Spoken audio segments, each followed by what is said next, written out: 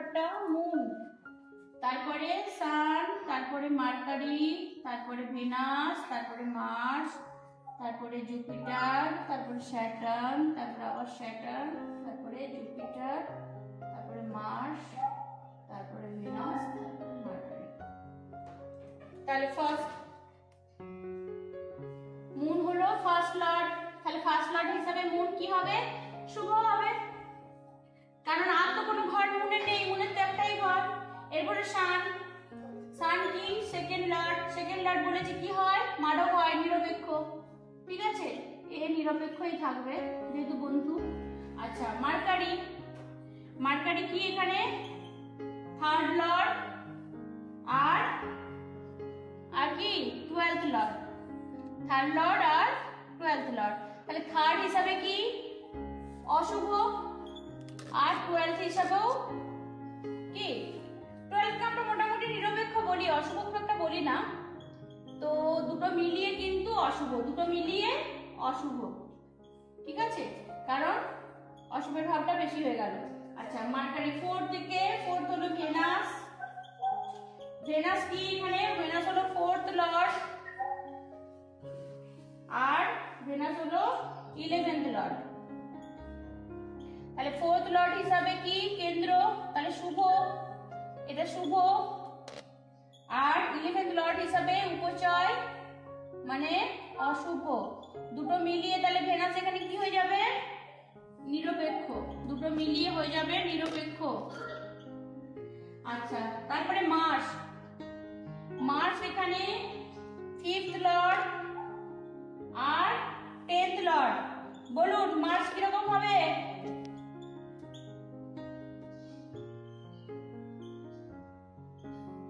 কিরকম হবে মার্স?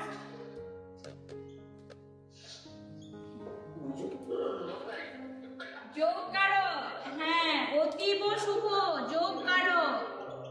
যোগ কারক হলো এখানে, কারণ একটা কেন্দ্র আর একটা ত্রিকোণ, মার্স এখানে যোগ কারক। ঠিক আছে, মার্সের পরে আচ্ছা জুপিটার, জুপিটার দেখুন, জুপিটারের একটা কি? 6th লর্ড, 6th লর্ড কি? অশুভ, অতি অশুভ, তাই তো? 6th লর্ডকে আমরা সব থেকে বেশি অশুভ বলি, কারণ উপচয় ভাবও একটা পায় আর একটা ত্রিক ভাবও, দুটো ভাব মিলিয়ে প্রচন্ড অশুভ। আচ্ছা, জুপিটার এখানে আর একটা কি? নবম, 9th লর্ড। 9th লর্ড হিসাবে কি? অতি শুভ। তাহলে দেখুন, অতি অশুভ, অতি শুভ মিলিয়ে কি হয়ে যাবে? Jupiter neutral, neutral, very good, নিরপেক্ষ, খুব ভালো। এরপর দেখুন স্যাটার্ন, স্যাটার্ন কি হবে?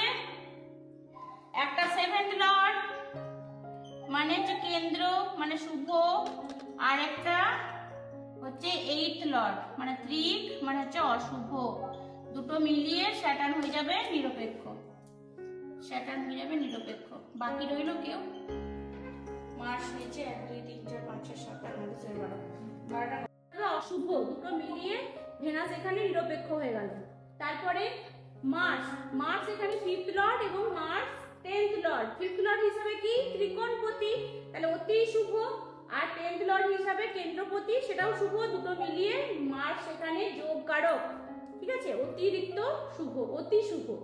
আচ্ছা, Jupiter, Jupiter 6th Lord, 6th Lord বলেছি উপচয় ভাবও থাকে আর ত্রিক ভাবেও থাকে, তাহলে 6th লর্ড যে হবে সে অতিরিক্ত অশুভ। আর তার সাথে জুপিটার এখানে 9th লর্ডও, 9th লর্ড হিসাবে জুপিটার কিন্তু অতি শুভ। দুটো মিলিয়ে তাহলে অতি অশুভ, অতি শুভ, দুটো মিলিয়ে সেই নিরপেক্ষই পেলাম আমরা। তারপরে স্যাটার্ন, স্যাটার্ন হলো 7th লর্ড, কেন্দ্র শুভ, আর 8th লর্ড হিসাবে কি? ত্রিক ভাব, সেজন্য অশুভ। দুটো মিলিয়ে স্যাটার্নকে আমরা পাবো নিরপেক্ষ। তাহলে এখানে অতীব শুভ একজনকেই পেলাম, কে? মার্সকে। মার্স এখানে রাজযোগকারক প্ল্যানেট। ঠিক আছে, তাহলে এই কর্কট লগ্নের জন্য মার্স হলো অতিরিক্ত শুভ, তার সাথে পেয়েছি আমরা শুভ মুনকেও। ঠিক আছে, তাহলে মুন আর মার্স অতি শুভ। বন্ধুদের মধ্যে শান আর বৃহস্পতি হয়ে গেল নিরপেক্ষ, তার সাথে শনিকেও আমরা বলতে পারি নিরপেক্ষ, ভেনাসও নিরপেক্ষ।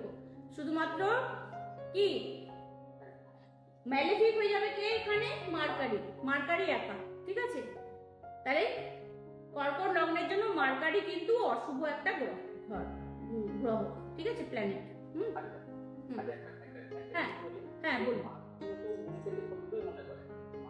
না না, কেন হবে? কেন? একই দলের তো, মুন, মার্স, সান আর জুপিটার, এরা তো একই দলে।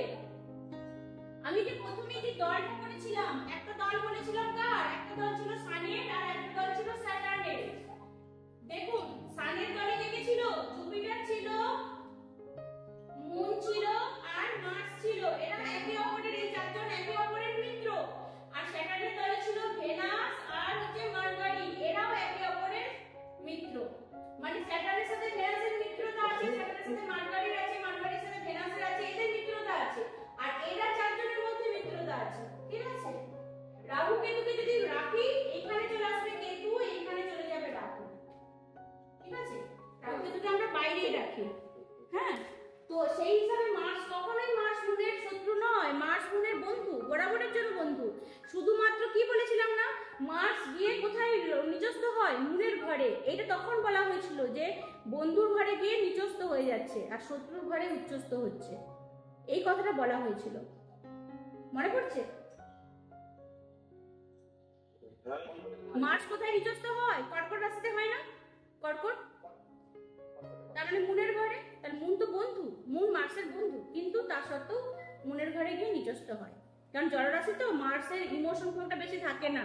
ও কি, ও তো অ্যাকচুয়ালি সোলজার বলতে পারেন, মানে সৈনিক, তো সেই হিসাবে ওর মধ্যে ইমোশনটা কম থাকে, তো ওই জন্য ইমোশনাল একটা ঘরে গিয়ে ও কিন্তু নিচস্থ হয়ে যায়। আর স্যাটার্নের ঘরে সেখানে হার্ডওয়ার্ক করার সুযোগ পায়, সেজন্য স্যাটার্নের ঘরে উচ্চস্থ হয়। আর জুপিটারের ক্ষেত্রে উল্টো, জুপিটার গিয়ে মুনের ঘরে উচ্চস্থ হয় আর স্যাটার্নের ঘরে গিয়ে নিচস্থ হয়। যে ঘরে মার্স উচ্চস্থ সেই ঘরে জুপিটার নিচস্থ, যে ঘরে জুপিটার উচ্চস্থ সেই ঘরে মার্স নিচস্থ। মনে পড়ছে? পুরনো গুলো ভুললে হবে না, পুরনো মনে রাখতে হবে। হ্যাঁ হ্যাঁ ঠিক আছে। তাহলে এই আপাতত এটা এটা পাঠিয়ে দিচ্ছ, বোর্ড ক্লিয়ার করে দিচ্ছি। প্রশ্ন আছে কিছু? প্রশ্ন আছে? স্ক্রিনশট দেওয়া হয়েছে, স্ক্রিনশট দেওয়া হয়ে গেছে। হ্যাঁ বলুন।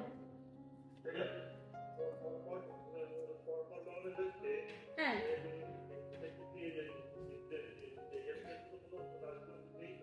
কর্কট লগ্নের ক্ষেত্রে রাজ্য পেলাম যে, মার্সকে পেলাম যে পঞ্চমপতি আর দশমপতি পেলাম না। তোমার মন কোথায় আছে? এবার তুমি আমার কাছে একটু বকা খাবে, হ্যাঁ? তুমি মন দিয়ে শুনছো না? একটু আগে তো বলা হলো যে মার্স এখানে পঞ্চম ঘরের অধিপতি, দশমের অধিপতি, মানে একটা কেন্দ্র একটা ত্রিকোণ, দুটো ঘর মার্স বহন করছে। সেই জন্য মার্স এই একমাত্র কর্কট লগ্নের জন্য মার্স হয়ে গেল কি রাজ্যকারক।